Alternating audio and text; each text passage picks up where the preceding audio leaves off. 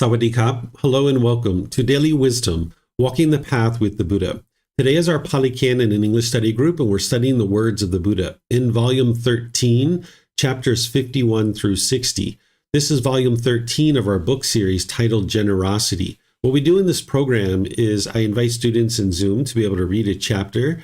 Then after they read a chapter of the words of the Buddha, I will share some teachings on that, and then I'm going to open up to any and all questions that students have, whether they're in Facebook, YouTube, or Zoom. You can ask questions by putting those in the comment section, or if you're in Zoom, you can electronically raise your hand and ask any and all questions that you like.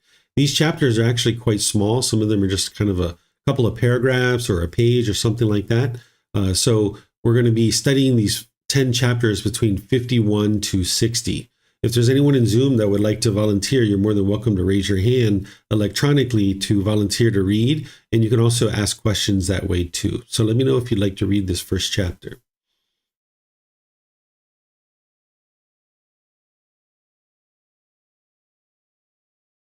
Okay, it looks like Vibhav, and then we'll go to Pat after that. Chapter 51, Recipient and the Fruit of Giving, First Discourse. Then, knowing that the perfectly enlightened one has consented, Sakaka and the Niganta's son addressed the Lichavis. Hear me, Lichavis. The ascetic Gotama, together with the community of good monks, has been invited by me for tomorrow's meal. You may bring to me whatever you think would be suitable for him. Then, when the night had ended, the Lichavis brought 500 ceremonial dishes of milk rice as gifts of food. Then Satchaka, the Niganta's son, had good food of various kinds prepared in his own part, and at that time announced to the perfectly enlightened one, "It is time, Master Gautama, the meal is ready." Then, it being morning, the perfectly enlightened one dressed and taking his bowl and outer robe, he went with the community of monks to the park of Satchaka, the Niganta's son, and sat down on the seat made ready. Then, with his own hands, Satchaka, the Niganta's son, served and satisfied the community of monks headed by the Buddha with the various kinds of good food. The perfectly enlightened one had been eaten and put his bowl aside. Satchaka, the Niganta's son, took a low seat, sat down at one side, and said to the perfectly enlightened one, "Master Gautama, may the merit and the great meritorious fruits of this act of giving be for the peacefulness of the givers. Agivesana, whatever comes out from giving to recipients such as yourself, but who is not free from craving, not free from anger, not free from ignorance, and knowing of true reality, that will be for the givers. And whatever comes about from giving to the recipient such as myself, one who is free from craving, free from anger, free from ignorance, and knowing of true reality, that will be for you." Thank you. Okay, thank you, Vibhav. So here we've got a lot of background to kind of set up the scene of what was going on at the time. And then the Buddha gets into this teaching right here, where this is actually what's documenting his actual teaching. So this individual that is learning with the Buddha, what he's saying is anybody who makes an offering to you, that's going to benefit them, because that's going to benefit in the enhancement of the quality of that person's mind. And it's going to help them to be able to now come in contact with somebody that can learn the teachings from a student of the Buddha. Then the Buddha says, okay, anybody who gives him offerings, then it's going to be for the benefit of this student of the Buddha, because now the Buddha is going to be able to teach that student. And of course, the donor who's making the offering to the Buddha, they're benefiting too. But the Buddha is saying, okay, there's this wider benefit that because the Buddha is enlightened, that it's not just the donor that's receiving the benefit here, but it's a wider community of people, because now the Buddha can actually teach multiple people by sustaining his life through making an offering. Not only has that donor benefited himself or herself in terms of the quality of their mind and being able to come in contact with the Buddha, but they're benefiting countless people because the Buddha can now sustain his life and now share the teachings with countless people.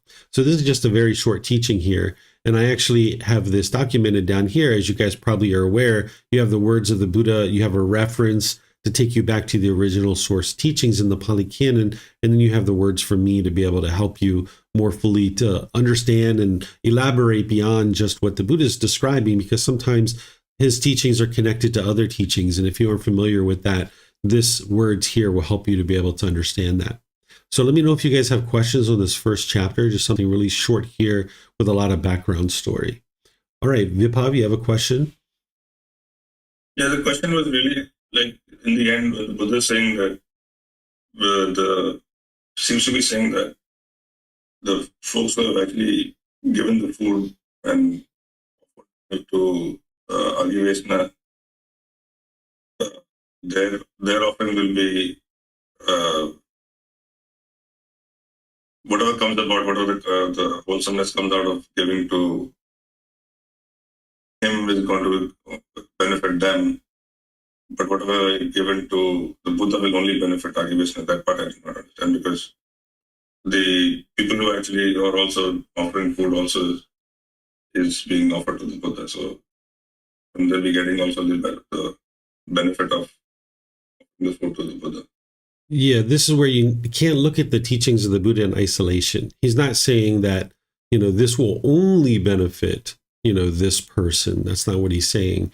He's just helping this person understand that, hey, by other people choosing to keep me alive, essentially, this is what he's saying. By other people choosing to keep me alive, it's benefiting you, one of my close students, right? So he's not saying that's the only benefit. That's why you need to be able to make sure you look at the teachings of the Buddha in the totality. But he's just helping this person in this situation to understand that when donors are making offerings to him, that it's benefiting his students as well, because now he's able to share the teachings with them. Sometimes what our mind looks for when we read the discourses of the Buddha, we're looking for him to say every single thing about every single thing in that particular discourse. But sometimes he's just teaching just a small little section of his teachings. And then when you look at all of his other teachings and you put these together in totality, you can understand that, yes, of course, the donor who's making the offering to the Buddha, they're experiencing improvement too, because he talks about that in other discourses as well. But this is just one aspect of helping you to be able to understand one aspect of what he's teaching here. And so that's why you need to look at all the teachings in the totality, because in each individual teaching, he's not explaining every single thing about every single thing, right? Because in this situation, this student, the Buddha probably already knows, like this person already knows that the recipient, or I'm sorry, this person probably already knows that the donor is getting some benefit here. So the Buddha doesn't need to teach that in this situation. He's only teaching this one little aspect of his teachings in this situation, but not all the benefit of everybody who's getting benefit in this situation. Thank you. Yeah, you're welcome. Okay, let me see if we have any questions on Facebook or YouTube. Okay, I don't see any questions anywhere. So let's go to the next chapter, which is chapter 52. And I think that Pat was going to read this one. So go ahead, sir. Recipient and the fruit of giving, second discourse. Monks, when it is new, cloth made of bark fabric is ugly, uncomfortable, and of little value. When it has been worn, cloth made of bark fabric is ugly, uncomfortable, and of little value. When it is old, cloth made of bark fabric is still ugly, uncomfortable, and of little value. They use old cloth made of bark fabric for cleaning pots, or they discard it on a trash heap. 1. So too, monks, if a junior monk is immoral, of unwholesome character, this, I say, counts as his ugliness. Just as the cloth made of bark fabric is ugly, so I say this person is similar. For example, for those who associate with him, resort to him, attend on him, and follow his example. This leads to their harm and discontentedness for a long time. This, I say, counts as his uncomfortableness. Just as cloth made of bark fabric is uncomfortable, so I say this person is similar. When he accepts a robe, alms food, lodging, and medicines and provisions for the sick, this acceptance is not of great fruit or end benefit for those who offer such things. This, I say, counts as his being of little value. Just as cloth made of bark fabric is of little value, so I say this person is similar. 2. If a monk of middle standing is immoral, of unwholesome character, this, I say, counts as his ugliness. Just as cloth made of bark fabric is ugly, so I say this person is similar. For those who associate with him, resort to him, attend on him, and follow his example, this leads to their harm and discontentedness for a long time. This, I say, counts as his uncomfortableness. Just as cloth made of bark fabric is uncomfortable, so I say this person is similar.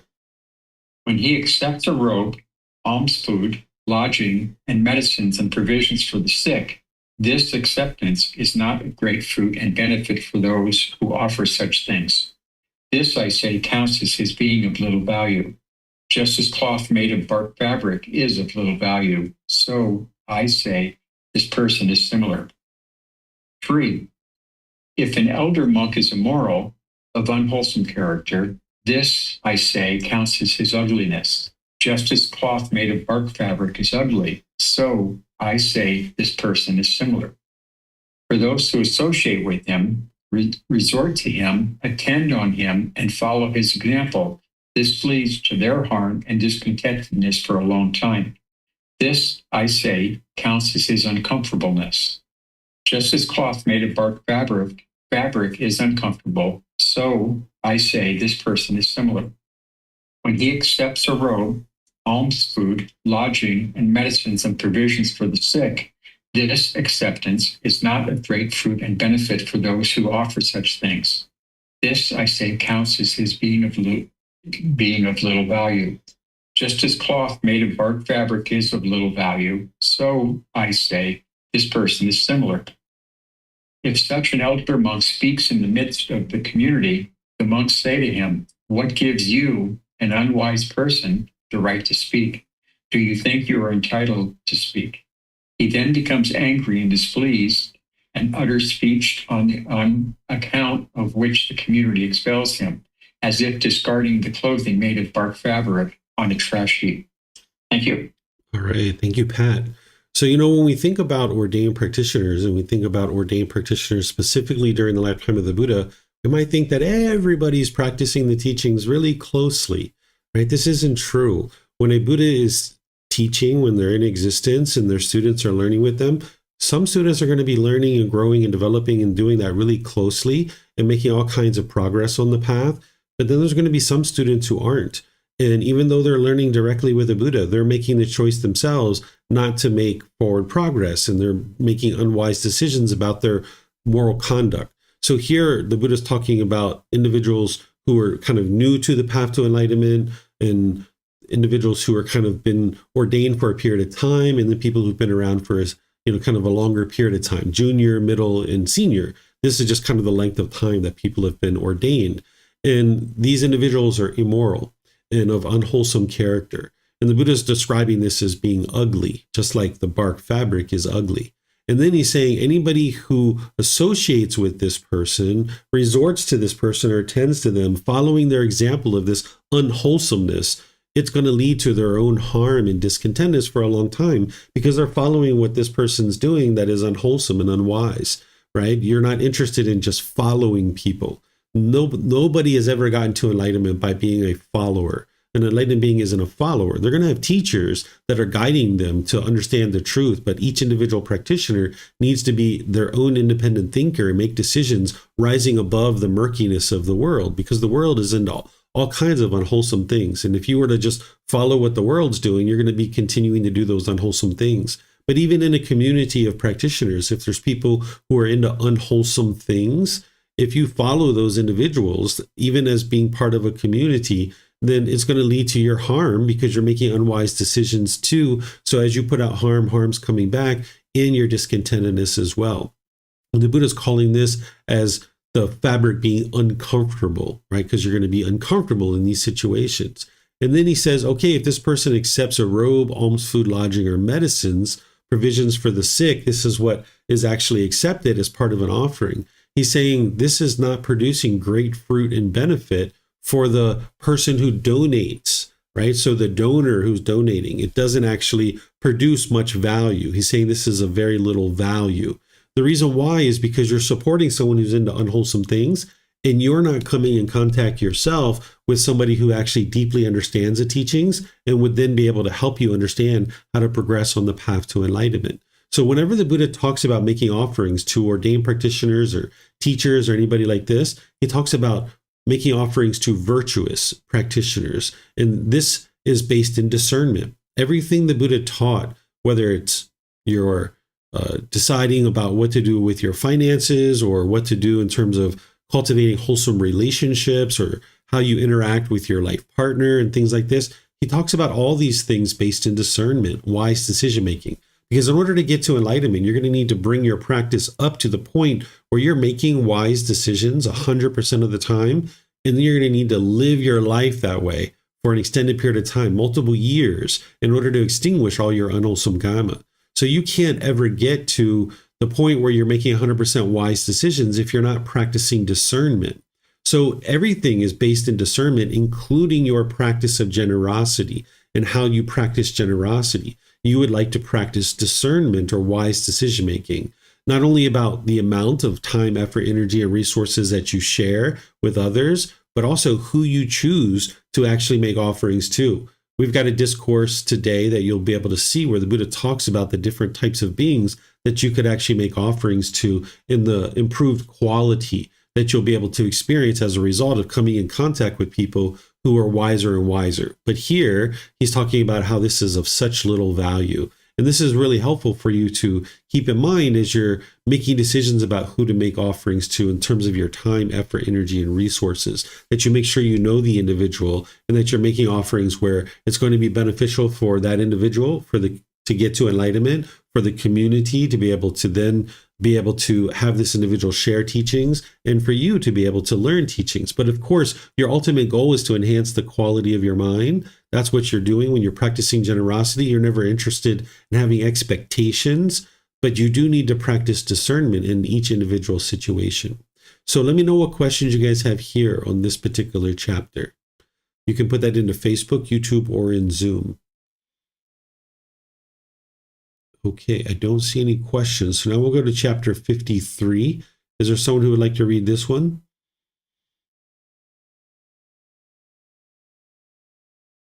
Okay, Vibhav, go ahead, sir. Factors leading to a great mass of merit. Monks, the female household practitioner, Velukantaki Nandamata is preparing an offering processed of 6 factors for the community of monks headed by Sariputta and Moggallana. And how is an offering processed of 6 factors? Here, the donor has 3 factors and the recipients have 3 factors. What are the 3 factors of the donor? The donor is joyful before giving. She has a calm, confident mind in the act of giving, and she is joyful after giving. These are the 3 factors of the donor. What are the 3 factors of the recipients? Here, the recipients are free of craving and are practicing to remove craving. They are free of anger or are practicing to remove anger. They are free of ignorance, unknowing of true reality, or are practicing to remove ignorance, unknowing of true reality. These are the 3 factors of the recipients. Thus, the donor has 3 factors and the recipients have 3 factors. In such a way, the offering possesses 6 factors. It is not easy to measure the merit of such an offering thus. Just so much is the stream of merit, stream of the wholesome, nutriment of peacefulness, heavenly, ripening and peacefulness, conducive to heaven, that leads to what is aspired for, needed and agreeable, to one's welfare and peacefulness. Rather, it is considered simply as an incalculable, immeasurable great mass of merit. Monks, just as it is not easy to measure the water in the great ocean thus, there are so many gallons of water, or there are so many hundreds of gallons of water, or there are so many thousands of gallons of water, or there are so many hundreds of thousands of gallons of water. But rather, it is considered simply as an incalculable, immeasurable great mass of water. Prior to giving, one is joyful. While giving, one settles the mind in trust. After giving, one is joyful. This is success in the act of offering. When they are free of craving and anger, free of ignorance and knowing of true reality, without taints, fetters, mentally disciplined, living the spiritual life, the field for the offering is complete. Having cleansed oneself and given with one's own hands, the act of charity is very fruitful for oneself and in relation to the others. Having performed such a charitable deed with the mind free from selfishness, the wise person, rich in confidence, is reborn in a happy, non-afflictive world. Thank you. Okay, thank you, Vibhav. So here, an individual was asking the Buddha questions, and he was helping them to understand how to make an offering. And he's talking to a female here, so he's giving 3 qualities or 3 factors that an individual would be practicing. He's using the pronoun she, and then he's got 3 factors for the recipient. So when you're going to make an offering, it's important to be joyful before giving. This protects your mind, that you put some thought into the offering, that you're not overextending yourself in terms of your time, effort, energy, or resources, but also that you're not on the other side too, where you're being selfish, right? So you'd like to be joyful, that knowing that the offering that you're making is a offering that you're fully capable of doing from the middle way. Then you would like to be calm and confident in the act of giving. When there's conceit in the mind's going to have this pecking order where it's going to be putting yourself above people and putting yourself below people. So if you're making an offering to someone and you feel like you're below that person, your mind's going to be shaken up when you're making an offering to that person. So the Buddha is teaching you how to protect your mind, that you can be calm and confident while you're actually in the act of giving. And then when you're finished with your generosity, you would like to be joyful after giving, that you don't have remorse, like, oh my gosh, why did I give so much? I don't have the food that I need in order to sustain my life. Or, why didn't I give more? I'm so selfish. Why didn't I give more? Right? So you can easily have remorse. If you haven't thought about your offering beforehand, you could easily be remorseful at the end. So the Buddha is teaching you how to protect your mind in terms of making an offering that you're joyful before and after giving, and that you're calm and confident while giving. But then he goes into detail about who to make an offering to. That an individual would be free of craving, anger, and ignorance. This would be an enlightened being. This is the way to refer to the pollutions of the mind from a high level, because an enlightened being is working to eliminate the 10 fetters, and they've actually eliminated those out of the mind. But when we talk about them from a high level, we refer to it as the 3 poisons, or 3 unwholesome roots, or 3 fires, which here it's craving, anger, and ignorance. So if you're making an offering to someone free of craving, anger, and ignorance, this is an enlightened being, and this would be very beneficial. That's what the Buddha is talking about here, about how it's just an incalculable amount of mass of merit that you would be offering if you were able to practice the first 3 factors, and then you were able to practice these 3 factors. But not only making an offering as someone who's free of craving, anger, and ignorance, which would be an enlightened being, but also someone who's practicing for the removal of craving, anger, and ignorance, right? Someone who's on their way, and you can see very clearly that they're making their way forward on the path to enlightenment, that they're not just lackadaisical and complacent, but they're eagerly working towards improvement to the condition of their mind through eradicating the pollutions of the mind. Because you'd like to support those people in getting to enlightenment. The more people we have getting to enlightenment, the better, because now there's more and more people in the world with that wisdom to be able to help countless individuals. And the Buddha understood that it could be hard for someone just coming to the path to enlightenment to be able to figure out or discern whether someone is free of craving, anger, and ignorance, or whether they're practicing for the removal of craving, anger, and ignorance. So there are some other discourses, I think we might have covered these last week, where he gives you a kind of a shorthand way to think about this, that he suggests to you to look at the person's mind and the quality of their mind. If they have a muddled mind where they're lacking concentration and focus and clarity, then they're not practicing the teachings very closely, and they don't understand the teachings very closely because they're not actually practicing them. Because if you uproot the pollutions out of the mind and you're working with these teachings for an elongated period of time, your mind, having gotten rid of those pollutions, will be very clear, very crisp, very focused, right? These are things that you'd be able to see, and you'd be able to see someone easily be able to talk about the teachings because they're actually practicing them on a day-to-day basis, that they're just so fresh in their mind, they're right in the forefront of their mind. So the Buddha talks about looking at those kinds of things, and including one's moral conduct, because whenever you're making decisions about where to practice generosity to support the community of practitioners that are sharing the teachings as teachers, if you're supporting someone who's, say, using drugs or alcohol or gambling or doing other things like this, maybe they're shopping and buying things that are indulgent for themselves and things of this nature, then you're supporting that kind of thing. Instead, you would like to look at someone's moral conduct, because that's going to give you an indication of what's going on in their mind. And you need to be able to do this without judging them, without looking down on them, without having ill will towards them, but just observing what you see with this person. And then you make wise decisions to make offerings to them. And it would be wise to build up a relationship with this person. Like, you don't just walk in, see someone brand new for the first time and give them a bunch of food or give them a bunch of money. You'll see this quite often here in Thailand, where ordained practitioners are just walking down the street and just people are just giving them stuff. And this actually breeds complacency amongst ordained practitioners and amongst teachers, because what you would like to be able to see is that this individual is practicing the teachings closely, and now you actually have a relationship with that person, and now that person is being motivated to learn and grow and develop on the path, because they know as they do, their wisdom is increasing, the improvement to their mind is increasing, and they're able to actually help an increasing larger number of people.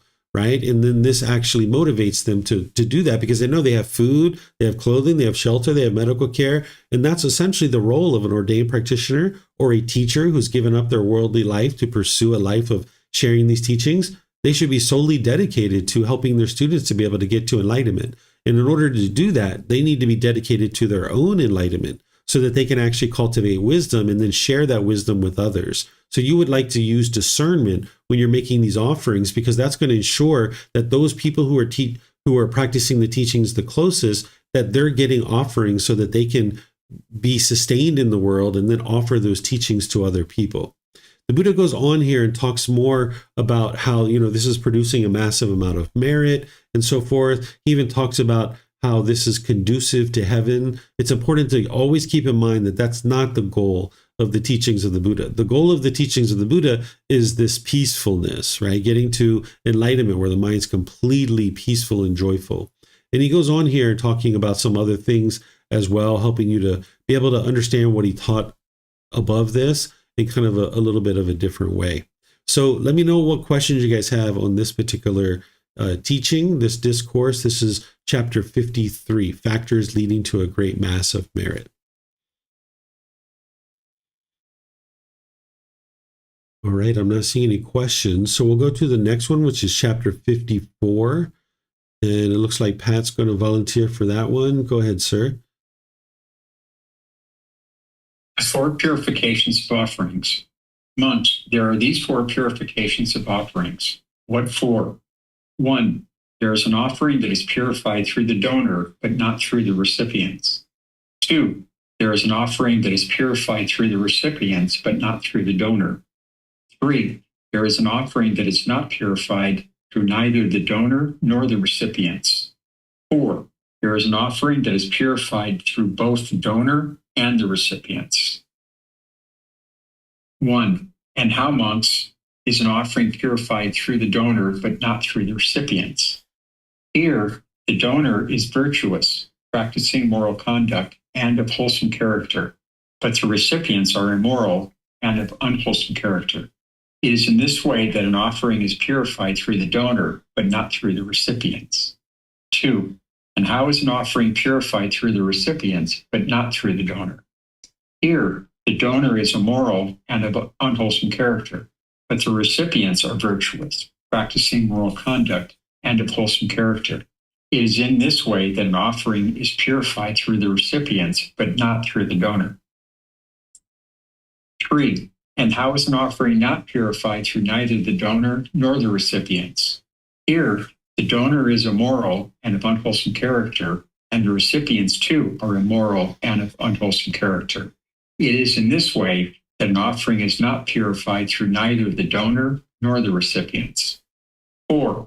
And how is an offering purified through both the donor and the recipients?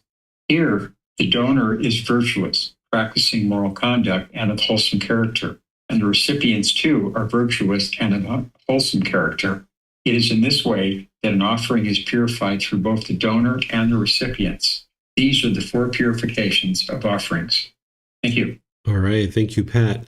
So I think this is a very, very straightforward discourse. I'm sure you guys followed this very closely. So I don't think I need to go through and describe it, line by line the way I do with some of these, other than to say here, this is what actually an individual would be shooting for, right? Is that the donor is virtuous, practicing wholesome moral conduct, and the person that you're making your offering to is of the same type, right? That's what you would ultimately like to be going for, is that you yourself has cultivated enough wisdom and practice so that you can be practicing good, wholesome moral conduct, and you have enough wisdom to be able to discern the person that you're making the offering to is of the same type, right? Because you spent time around this person, they've help you to cultivate wisdom, and you know that this person is doing wholesome things and that they're of wholesome character. So this way, the offering is purified by both sides. This is actually the best type of offering. I think there's actually a discourse, I can't remember if it's today or not, but there's a discourse where the Buddha talks about the same exact thing.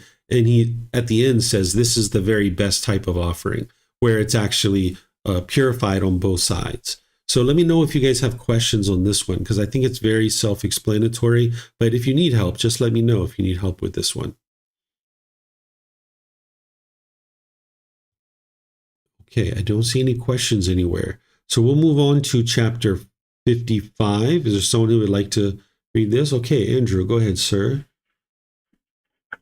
Chapter 55, why is one gift not of great fruit and benefit while the other is? Venerable Sir, why is it that one gift is not of great fruit and benefit while the other is? Here, Sariputta, someone gives a gift with expectations, with a bound mind, looking for rewards. He gives a gift thinking, having passed away, I will make use of this. He gives that gift to an ascetic or Brahmin, food and drink, clothing and vehicles, garlands, scents and ointments, bedding, dwellings, and lighting. Having given such a gift, with the breakup of the body, after death, he is reborn in companionship with the heavenly beings ruled by the four great kings. Having exhausting that kama, psychic potency, glory, and authority, he comes back and returns to this state of being. But, Sariputta, someone does not give a gift with expectations, with a bound mind looking for rewards. He does not give a gift thinking, having passed away, I will make use of this. Rather, he gives a gift thinking, giving is good. He gives that gift to an ascetic or Brahmin, food and drink, clothing and vehicles, garlands, scents and ointments, bedding, dwellings, and lighting. Having given such a gift with the breakup of the body, after death he is reborn in companionship with the Tavatimsa, heavenly beings. Having exhausted that kama, psychic potency, glory, and authority, he comes back and returns to this state of being. He does not give a gift thinking giving is good, but rather he gives a gift thinking giving was practiced before by my father and forefathers. I should not abandon this ancient family custom. He gives that gift to an ascetic or Brahmin, food and drink, clothing and vehicles, garlands, scents and ointments, bedding, dwelling, and lighting. Having given such a gift with the breakup of the body, after death he is reborn in companionship with the Yama heavenly beings. Having exhausted that kama, psychic potency, glory, and authority, he comes back and returns to this state of being. He does not give a gift thinking giving was practiced before by my father and forefathers. I should not abandon this ancient family custom, but rather he gives a gift thinking, I cook. These people do not cook. It isn't right that I who cook should not give to those who do not cook. He gives that gift to an ascetic or a Brahmin, food and drink, clothing and vehicles, garlands, scents and ointments, bedding, dwellings, and lighting. Having given such a gift with the breakup of the body, after death he is reborn in companionship with the Tusita heavenly beings. Having exhausted that kama, psychic potency, glory, and authority, he comes back and returns to this state of being. He does not give a gift thinking, I cook. These people do not cook. It isn't right that I who cook should not give to those who do not cook. But rather, he gives a gift thinking, just as he sees of the elders, that is, Ataka, Vamaka, Vama heavenly being, Vesamita, Yamatagi, Anjirasa, Bharadavaja, Vaseta, Kasapa, and Bagu, held those great sacrifices. So I will share a gift. He gives that gift to an ascetic or a Brahmin, food and drink, clothing and vehicles, garlands, scents and ointments, bedding, dwellings, and lighting. Having given such a gift with the breakup of the body, after death he is reborn in companionship with the heavenly beings who delight in creation. Having exhausted that kama, psychic potency, glory, and authority, he comes back and returns to this state of being. He does not give a gift thinking, just as he sees of the elders, that is, Ataka, Vamaka, Vama heavenly being, Vesamita, Yamataki, Anjirasa, Bharadavaja, Saseta, Kasapa, and Bhagu held those great sacrifices, so I will share a gift. But rather he gives thinking, when I am giving a gift, my mind becomes tranquil, and energy and joy arise. He gives that gift to an ascetic or Brahmin, food and drink, clothing and vehicles, garlands, scents and ointments, bedding, dwellings, and lighting. Having given such a gift with the breakup of the body, after death he is reborn in companionship with the heavenly beings who control what is created by others. Having exhausted that kama, psychic potency, glory, and authority, he comes back and returns to this state of being. He does not give a gift thinking, when I am giving a gift, my mind becomes tranquil and the energy and joy arise, but rather he gives a gift thinking, it's an enhancement of the mind, an accessory of the mind.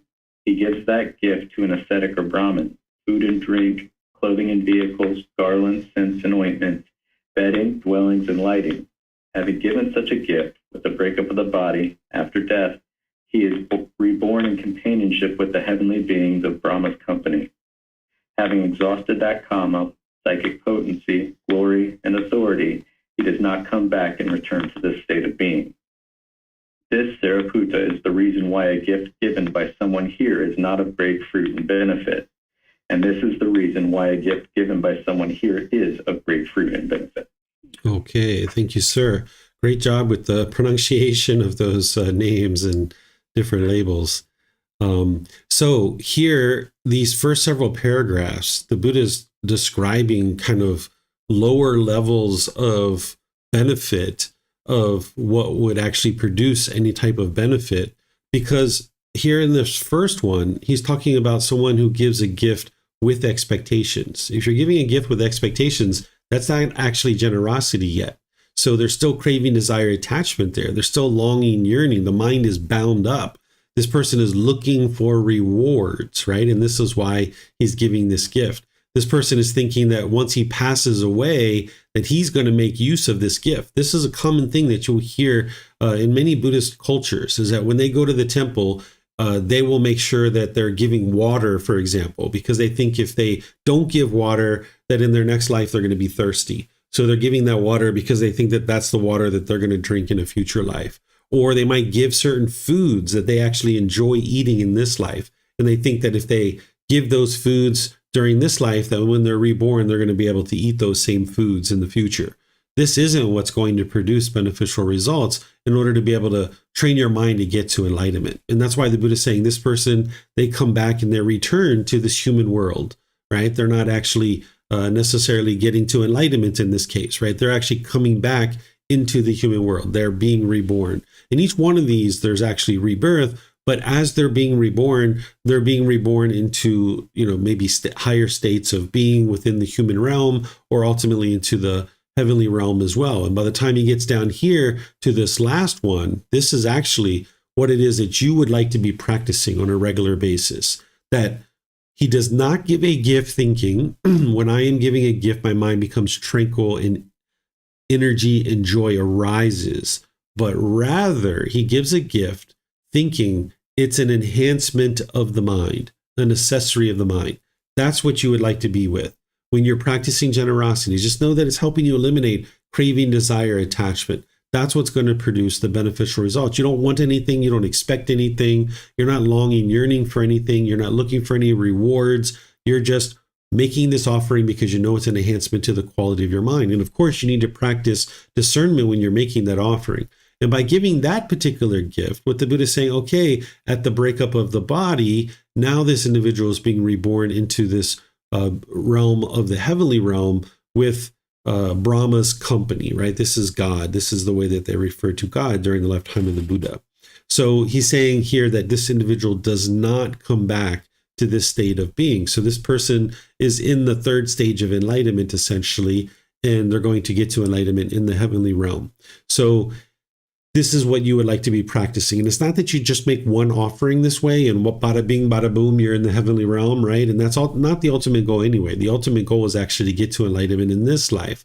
But nonetheless, if you're regularly making offerings in this way, that's helping you to reduce and eliminate your cravings And that's what's actually producing these improved rebirths, because your rebirth is based on the status of your mind at the time of death. So if you have less pollution in your mind at the time of death, then if you haven't gotten to enlightenment or you don't get to enlightenment at death, then there's going to be an improved rebirth, either in this realm of human realm or in the heavenly realm. So that's what you're ultimately working towards, is to get to enlightenment itself. But if you fall short of that for any reason, that's what the Buddha is teaching you here, is that these are the potentials. And it's based here in generosity. But sometimes when people read these things, they think like, oh, you're buying your way into heaven or something like that. No, that's not what it is at all. It's that because you're practicing generosity and you're doing that to enhance the quality of your mind, you're reducing and eliminating your craving, desire, attachment. And with less of that in your mind, now you will experience a certain rebirth because of that. So that's what the Buddha is teaching you here. So you would like to be practicing generosity with this in mind, that it's an enhancement to the quality of the mind and an accessory to the mind. It's helping you eliminate craving, desire, attachment. It's training your mind to let go. And the Buddha teaches you to practice generosity frequently throughout your day, right? That you're multiple times a day practicing generosity. That's what you'd like to build up to. And remember, you're sharing your time, effort, energy, and resources. So you don't have to be rich and wealthy to go around and be, giving your money away to everybody. That's not what you would like to be doing. But, help your neighbor with picking up trash, or, you see someone drop their wallet, you hand it to them. Or you're walking into the store, you could be holding the door for that person. You're at the market, you could be getting some bananas for your neighbor, right? You can be practicing generosity like this. And it doesn't take an exorbitant amount of time. And it also doesn't take an exorbitant amount of money either. You can actually integrate this into your day-to-day life on an ongoing basis. And this is really beneficial for your mind. Sometimes what people also think when they're reading about generosity, particularly making offerings to monks and ascetics and people like this, is they might think like, oh, the Buddha is just trying to enrich himself, right? Well, if you understand the story of the Buddha, that he was a prince destined to become a king, he was already rich, right? If he was interested in having money and wealth, he would have just stayed in that lifestyle. But he stepped away from that, entered into a life of homelessness, and he was practicing generosity to be able to share these teachings. And he practiced an enormous amount of generosity prior to that in order to be able to actually get to enlightenment himself. So he knew that generosity was a pivotal aspect of his practice, which helped him to get to enlightenment. So he knew that he was going to need to teach that as well. And when he accepted generosity, he would only accept food, clothing, shelter, and medical care. He didn't accept the currency at the time, which was gold and silver, that he only accepted food, clothing, shelter, and medical care. Sometimes people would even make him offerings of land, which he wouldn't accept. They would make him offerings of slaves, even women, because some people looked at women as property and they would try to offer that to him as an offering. And he didn't accept these kinds of things, right? Because human beings are not property. He wouldn't have accepted that kind of thing. He just accepted the things that it took for him to sustain his life. And he lived alongside of his students, so he was easily able to do that. Where today we don't necessarily live alongside of our students, and there's not somebody there to help us, pay for gasoline, perhaps, if we need that, or electricity, or water, or food, or things like that. So there are some students who choose to practice generosity in the form of financial contributions to a teacher, or to an ordained practitioner, or to a temple, or something like this. And this is to help kind of allow things to be purchased that need to be purchased in today's society. So it's important to not see this as you're buying your way into heaven, because you're reducing your craving and eliminating your craving. That's what's actually helping you have this improved rebirth. And it's important not to think that the Buddha was trying to enrich himself, because he was already rich. He was just interested in sustaining his life. He would accept food, clothing, shelter, and medical care. These are the types of things that he would accept. So let me know what questions you guys have here on this chapter. You can put that into Facebook, YouTube, or Zoom, or in Zoom, you can raise your hand electronically. All right, I don't see any questions. So we'll go to our next chapter. Is there someone who would like to read this one? Chapter 56. Okay, looks like Vibhav and Pat. After that, go ahead, sir. Recipient in the fruit of such gift. Here, Ananda, by giving a gift to an animal, the offering may be predicted to repay 100-fold. By giving a gift to an unwholesome ordinary person, the offering may be predicted to repay 1,000-fold. By giving a gift to a virtuous, practicing moral conduct ordinary person, the offering may be predicted to repay 100,000-fold. By giving a good gift to one outside the community who is free from craving for sensual pleasures, the offering may be predicted to repay 100,000 times 100,000 fold. By giving a gift to one who has entered upon the way to realization of the fruit of stream entry, the offering may be predicted to repay incalculably, immeasurably. What then should be said about giving gift to a stream entry? What should be said about giving gift to one who has entered upon the way to realization of the fruit of one's return? To fruit of one's return, to a one's return, to one who has entered upon the way to the realization of the fruit of non-return, to a non-returner, to one who has entered upon the way to the realization of the fruit of arahant, to an arahant, to a Pachek Buddha. What should be said about giving a gift to a Tathagata, accomplished and fully perfectly enlightened? There are 7 kinds of offerings made to the community Ananda. One gives a gift to a community of both male and female ordained practitioners, led by the Buddha. This is the first kind of offering made to the community. One gives a gift to the community of both male and female ordained practitioners after the Tathagata has attained final Nibbana, final enlightenment. This is the second kind of offering made to the community. One gives a gift to the community of male ordained practitioners. This is the third kind of offering made to the community. One gives a gift to the community of female ordained practitioners. This is the fourth kind of offering made to the community. One gives a gift saying, appoint so many male and female ordained practitioners for me from the community. This is the fifth kind of offering made to the community. One gives a gift saying, appoint so many male ordained practitioners for me from the community.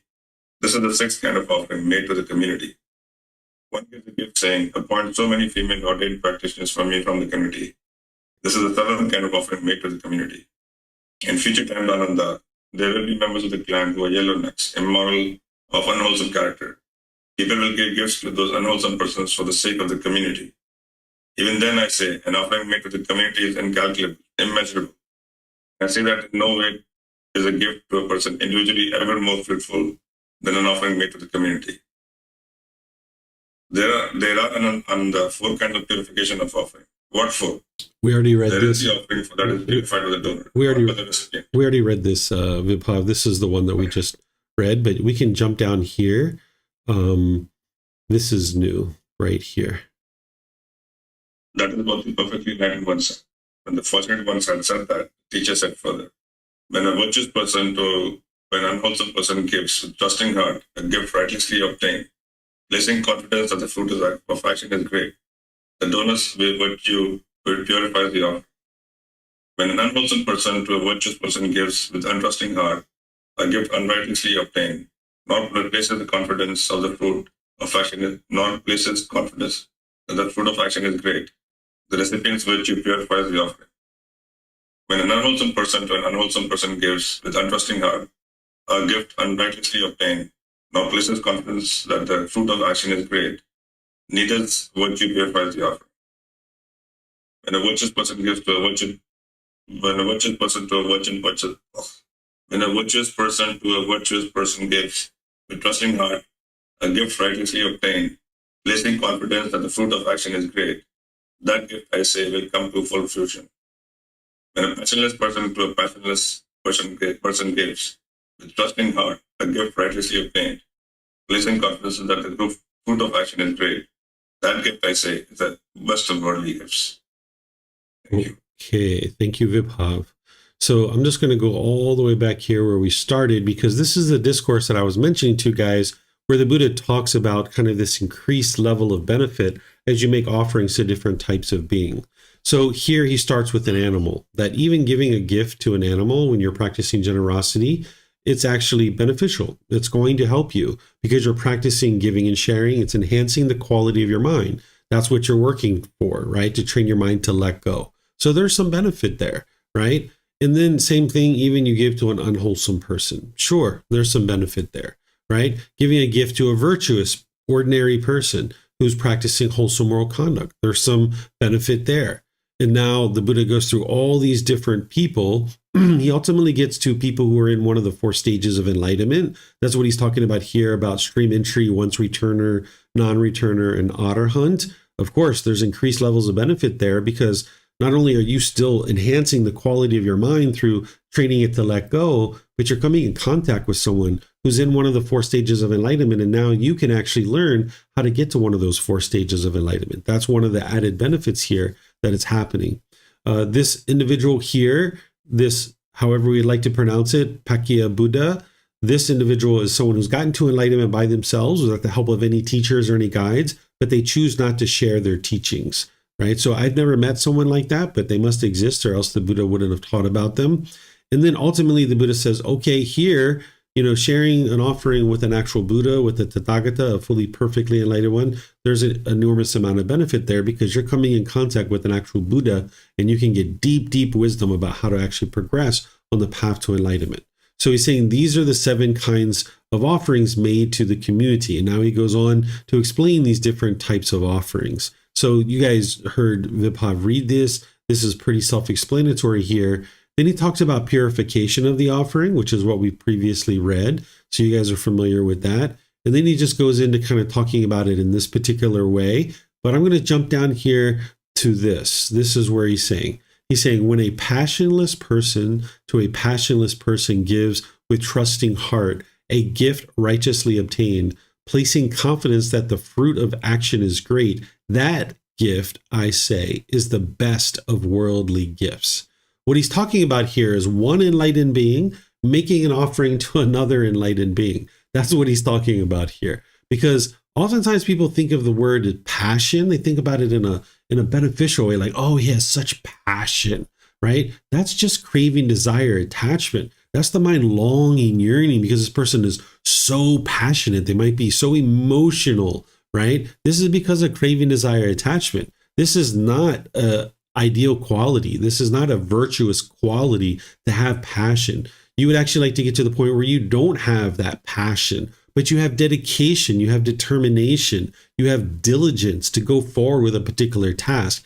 That's what I think people are really talking about when they say, oh, he has such passion. What they're really trying to describe is the dedication to determination and diligence, right? Because you can have dedication, determination, and diligence without passion, without craving, desire, attachment. If you actually are motivated by craving, desire, attachment, when that burns out, you will burn out. You will no longer be interested in pursuing that thing. That's why you might have pursued things for a certain number of months or years, and then you just kind of gave up on it because your craving burnt out, right? But if you're all the way on the other side where you're dull and lethargic and complacent, that's not producing beneficial results for you either. So you'd like to come to the middle where you're making wise decisions and you're working towards your goals, objectives, or interests through wise decisions with determination, with dedication and diligence, with enthusiasm, with ambition, with motivation and encouragement, right? And you can actually do that as a passionless person, meaning that you don't have craving, desire, attachment. There isn't this longing, yearning. So when a passionless person, an enlightened being, to another enlightened being gives with trusting heart, of course they're going to be giving with a trusting heart, a gift righteously obtained, meaning they haven't caused harm to anybody to obtain this gift, which of course an enlightened being isn't going to cause any harm to anybody for any reason, particularly not generosity, placing confidence that the fruit of action is great. What he's talking about here is that you understand the natural law of Gama.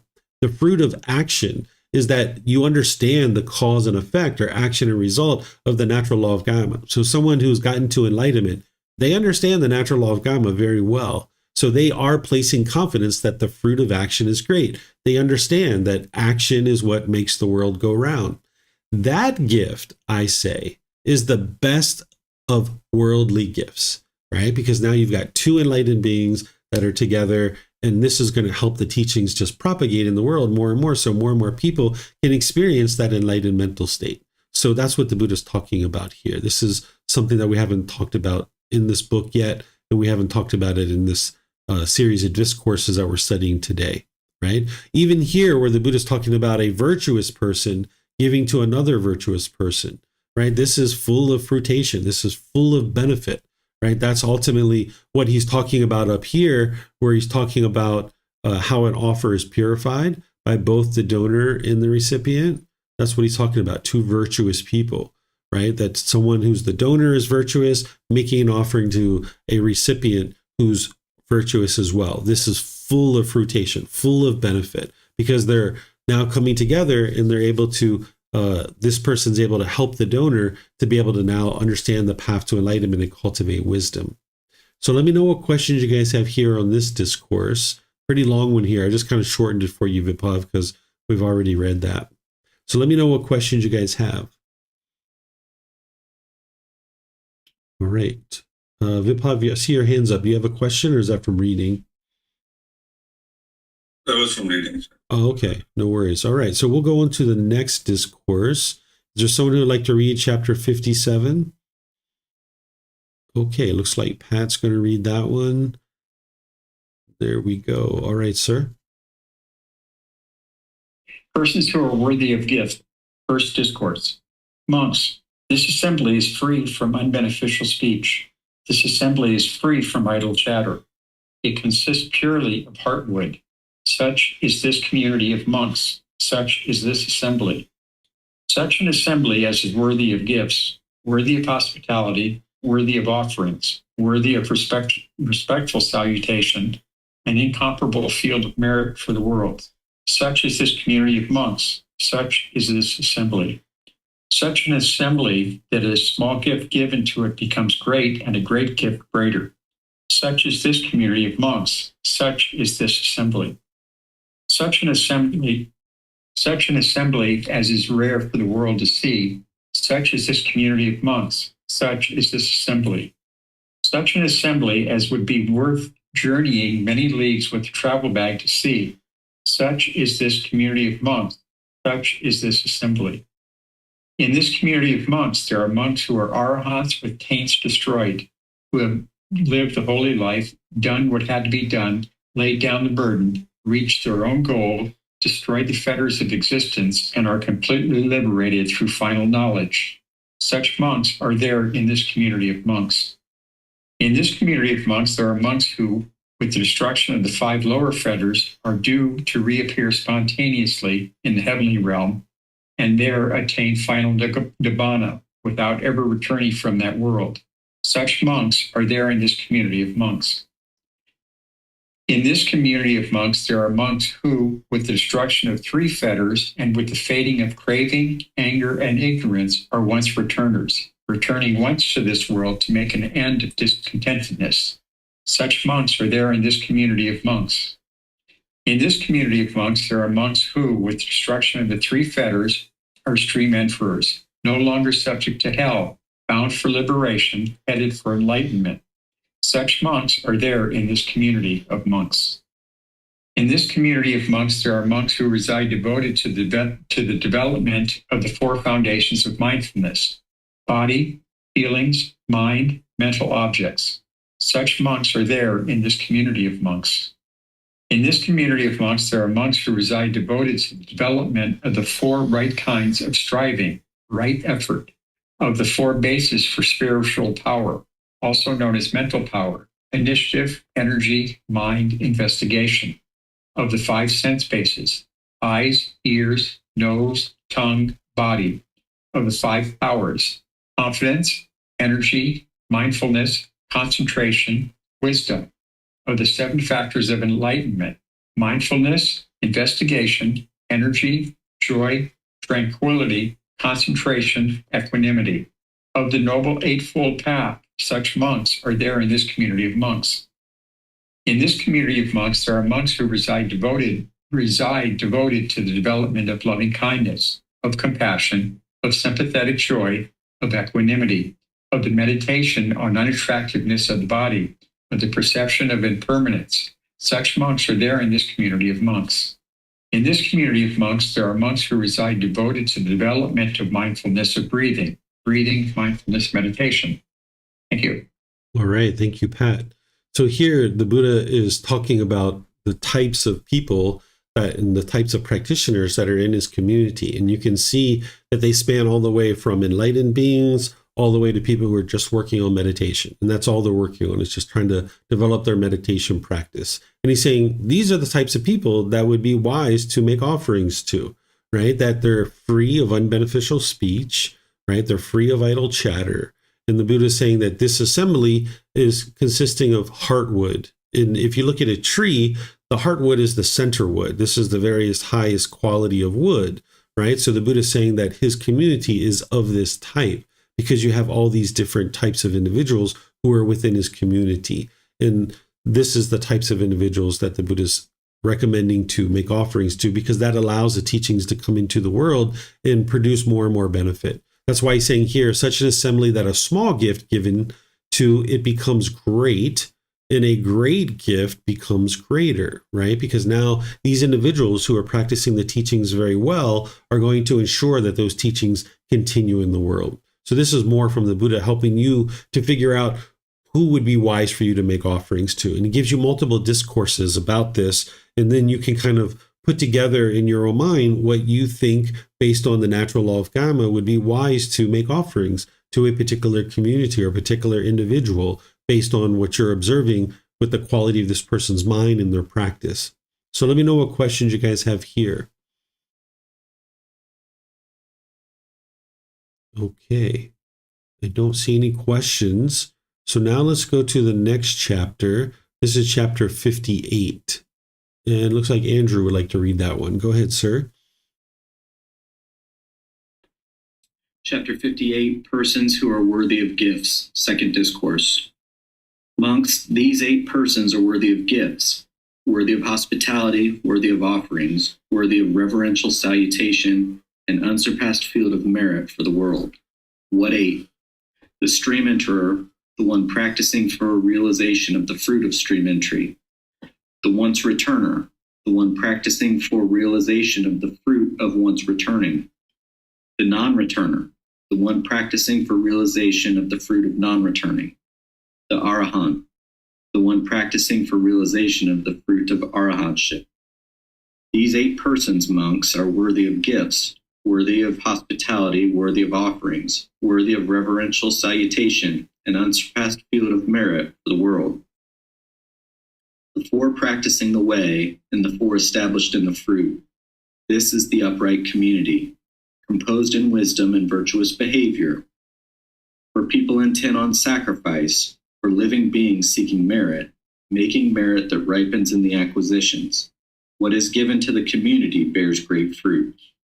Okay, thank you, sir. So here the Buddha is talking about these 8 individuals that would be wise to make offerings to. So the Buddha is giving you all these different ways to look at this from different angles, right? Depending on the audience that he's talking to, this audience would have perhaps understood how to determine whether someone's in one of the 4 stages of enlightenment or not. That's what he's talking about here. In other audiences where people are maybe fairly new to the path to enlightenment, he's just talking about certain qualities of mind and that they're not muddle-minded. So the Buddha has these layered teachings based on who it is that he's actually speaking to.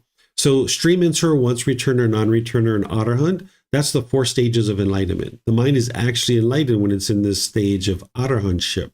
And then for someone who's practicing for the realization of those, this is a total of 8 people. Right? He's saying these are the individuals that would be wise to make offerings to. He's saying the 4 practicing the way, right, that they're on their way to one of these 4 stages, or the 4 established in the fruit. This is the upright community, right? So the 4 established in the fruit are someone who's in one of the 4 stages of enlightenment. This is the straight community or the upright community, because we might think that the only person teaching during the lifetime of the Buddha was the Buddha, right? Because if you knew of a Buddha that was living during your lifetime, you'd probably like to learn from that person, right? But not everybody understood that he was a Buddha. So there were plenty of other teachers who were teaching, and they were claiming that it was their teachings that led to enlightenment. But the Buddha knew it was his teachings. That's why he persevered. That's why he had the dedication and diligence to share his teachings. And he knew that his community was the upright community or the straight community that were composed of wisdom, that understood the path to enlightenment, and they had virtuous moral behavior. Right. So there were multiple people that were teaching, and there were multiple communities, but it was his community that was practicing the true way. Right. Now he says, for people intent on sacrifice, for living beings seeking merit. What merit is where you're coming together with somebody to be able to actually make an offering. And then at the same time, you're able to gain insight and wisdom about the path to enlightenment. That's what the merit is it's the wisdom that you're cultivating. It's the training of the mind to be able to let go of eliminating craving, desire, attachment. It's like not this magical bank account somewhere in the sky. It's the fact that you've been able to acquire this merit or acquire this wisdom, that you've been able to reduce your craving, desire, attachment by making this offering. And that's why the Buddha says making merit that ripens in the acquisitions, right? That if you're cultivating wisdom by coming in contact with someone of one of these 8 people, you're cultivating wisdom through this practice of generosity and making offerings. It's reducing your craving, desire, attachment. You're cultivating wisdom. It's going to ripen in the acquisitions. What the acquisitions are is that you'll actually be able to get to one of the 4 stages of enlightenment. You will acquire one of the 4 stages. You will attain one of the 4 stages. That's what it means, that your merit of continuously making offerings to reduce your craving, desire, attachment, continuously cultivating wisdom, it's going to ripen in you acquiring one of the 4 stages of enlightenment yourself. That's what it means by ripening in the acquisitions. What is given to the community bears great fruit. This is a very important line, because whenever someone is accepting offerings from a community, you would like to see them that they're actually using a certain portion of that offering in order to be able to sustain their life, right? That nowadays people are going to need food, clothing, shelter, medical care, financial support to be able to sustain their life. But what you should also be seeing is that there's this benefit coming back to the community. You shouldn't expect it. You shouldn't long and yearn for it or want it, but you should see it. With your discernment, you should be able to see that that person isn't just stuffing money in their pocket, filling up their bank account, indulging in all kinds of indulgent expenses and things like this, but you see a nice center. You see opportunities to learn and grow and develop on the path, that this individual isn't just lining their pockets, right? They're not driving around in private jets with Fendi bags and Gucci sunglasses and stuff like this. There was actually a case like that here in Thailand several years ago. And when the Thai people found out about it, they went to arrest this person because they take this kind of stuff very seriously. And this person actually escaped and went to the USA, and they put out an Interpol warrant, and they had the US police arrest this person. They extradited them back to Thailand. They went through the court system, and they were found guilty of fraud. And they sentenced the person to 20 years in prison because they were using the resources that were being donated to him for self-indulgent things like Gucci sunglasses, Fendi bags, riding around in chartered airplanes and things like that. And of course, this person was putting it out on Facebook and Instagram and all these kinds of places. That's how they found out about it. So when you're making offerings, you're not interested in just blindly giving, because that breeds complacency in a group of people who are ordained or who are teachers. You would like to make sure you're looking to see that they're practicing the teachings well. And as a result, you're now interested in giving them an offering, which now this is going to help you to eliminate your craving, desire, attachment, and come into contact with someone who has deep wisdom about the path, that is then going to help you to cultivate that wisdom to now be able to get to one of those 4 stages of enlightenment yourself. So that's what the Buddha is teaching you here. So let me know what questions you guys have on this chapter.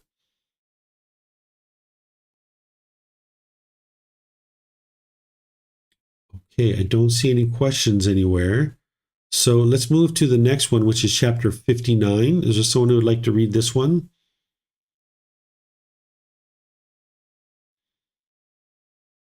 Okay, Pat, go ahead, sir. Persons who are worthy of gifts. 3rd discourse. Monks, these 7 persons are worthy of gifts, worthy of hospitality, worthy of offerings, worthy of respectful salutation, and unsurpassed field of merit for the world. What 7?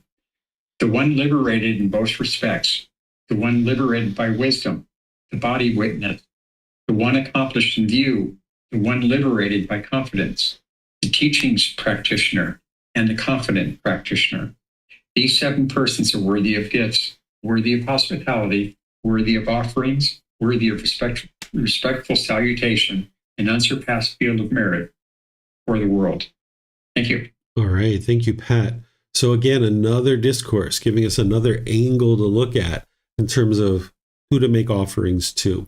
And what I've done here is that these things here, these 7 that he's talking about, they're actually taught in other parts of the book series. So if you scroll down or you look at the next page in the book, if you're looking at a printed version, you're going to see what I'm referencing for you to be able to help you understand what these things are. So this first one where he says, the one liberated in both respects, this is a fully perfectly enlightened Buddha. And he explains this in chapter 13 of volume 2. So you can go back to that and you can see where he describes what this is and the difference between a fully perfectly enlightened Buddha and one who is just liberated by wisdom. That someone who's just liberated by wisdom, this is just a regular average enlightened being, but someone who's liberated in both respects, you'll be able to see what that is in that particular chapter. Then one liberated by wisdom, this is an arahant, this is an enlightened being. And you can see that in that same chapter 13 in volume 2, and so forth and so on. I explain these here. This body witness one, I don't have any insight into what that is and what they're referring to. I haven't seen anything in regards to that anywhere. And I don't know it from my own practice either. So I just let you guys know here in the book, like, I'm not sure what this is. And so therefore I didn't provide a description for it. And then I go through and describe each one of these and help you to understand where in the book series you can find the detail to be able to understand this. So that way, if you would like to follow this particular teaching as determining who to make offering to, you'll have the detail of how to do that. So let me know what questions you guys have here on this chapter.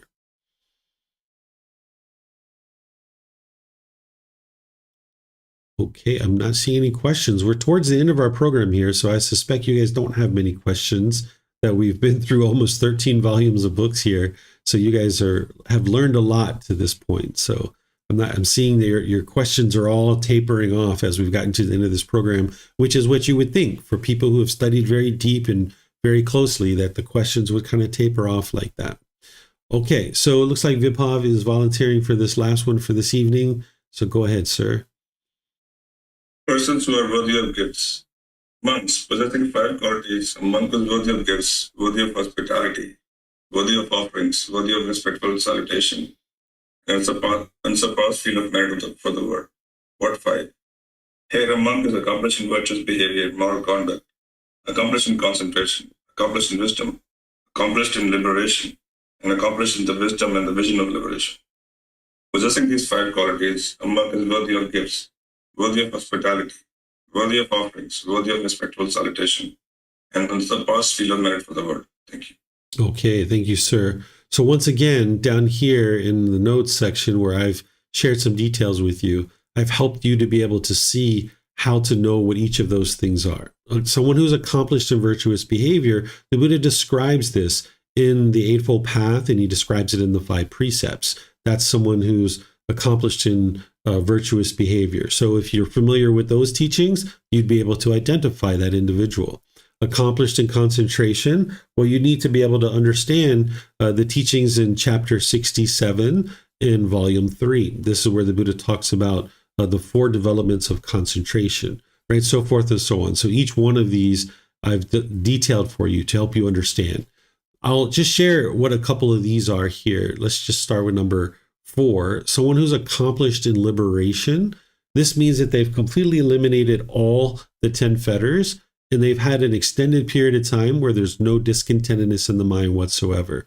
1, 2, 3 years, you're going to see that no matter when you're around this person, their mind's calm and collected, that they don't have any discontentedness. Doesn't matter what's happening, their mind's completely peaceful and joyful. That's because their mind is actually liberated. Their mind is enlightened, right? And just above that, the Buddha talks about accomplishment in wisdom, right? This is the 10-fold path that these types of people would be practicing, the arahant. They'd be practicing not just the Eightfold Path, but also right wisdom and right liberation, that they would have deep wisdom about the path to enlightenment. But this 5th one that he's talking about, accomplished in wisdom in vision of liberation, this is an individual who's actually able to guide others towards enlightenment, that they fully understand the path to enlightenment, not only because they are enlightened themselves, but they're able to actually help others to be able to get to enlightenment as well. And that's why the Buddha is saying, yes, this is a person that you'd be interested in being able to make offerings to. So let me know what questions you guys have here on this particular chapter. You can put that into Facebook, YouTube, or Zoom, or you can raise your hand in Zoom. I see, Vibhav, you still have your hand up. Is that from reading? Yes, I'm reading. Okay, no worries. Okay, let me see if we have any other questions. I see Pat's thank you. You're welcome, sir. Okay, I don't see any other questions anywhere. All right, so what I'm going to do then is just end class with a thank you, like I always do. Just thank you for your dedication and determination to grow and develop on the path. We are coming towards the end of our program here. We only have a few more weeks left, and we're going to be restarting from the very beginning on January 10th. That's where we're going to be starting with Volume 2, Chapter 1 in this particular program. And then on January 4th, we're going to be restarting the group learning program from the very beginning, which is a great program for people to start out in. That's Volume 1 of the book series. And I teach that in a more traditional method. So that's really great for people to start out with that. So on Sunday, tomorrow, I'm going to be in chapter 24 of this book because we're coming to an end of the group learning program. Chapter 24 is titled Misunderstandings of Gotama Buddha's Teachings. I go through 9 different misunderstandings that are very common in the world, because as long as your mind doesn't understand the true teachings, the true path, you'll be misled and you won't be able to actually experience enlightenment. So all through this book series, I'm helping people to understand what is the path to enlightenment. But here in chapter 24, I call out 9 really major misunderstandings that people have. So if you would like to attend that at either 9 a.m. or 9 p.m. on Sunday, Thai time, you're more than welcome to. And then on Wednesday, I'm going to be doing meditation with students and then opening up to any and all questions that you guys might have. And then, of course, next week, I'm going to, on Saturday, be going into the next 10 chapters, chapters 61 through 70. So you're more than welcome to attend that if you like. So thank you all for reading. Thank you for your questions. If you guys have any questions that you might be sending in later and kind of getting feedback or seeking guidance on the path, and whatever you choose to do today, have a very lovely and wonderful rest of your day. We'll see you next time. Sawadee-ka.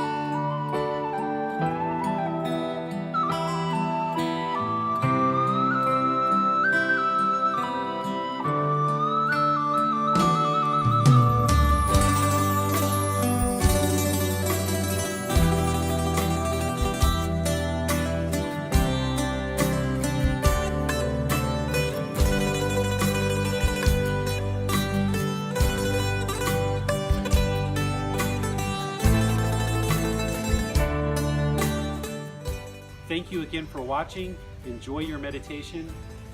Look forward to seeing you online and answering any questions that you might have. Thank you so much.